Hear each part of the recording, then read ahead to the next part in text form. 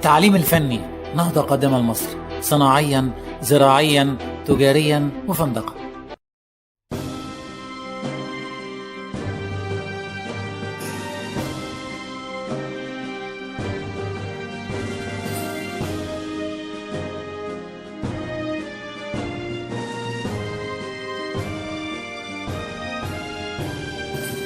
أنا الطالب يوسف محمد محمود بفني نجارة عمارة مدرسة محمد علي الزخرفية الصف التاني.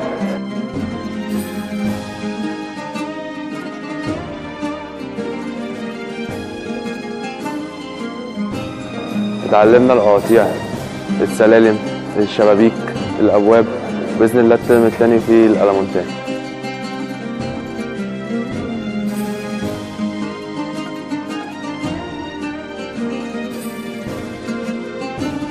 جالنا الديسك بيستخدم في القواطيع بالعرض، وجالنا دباسة المسامير بتشتغل بالكمبيوتر، وجالنا الصنفرة الدبابة والصنفرة الدائرية والراوتر ومكنة الرابوه فرط الرابوه، وجالنا 7 مكنات كمان هنا مساعدانا في الشغل، مكن حديث متطور.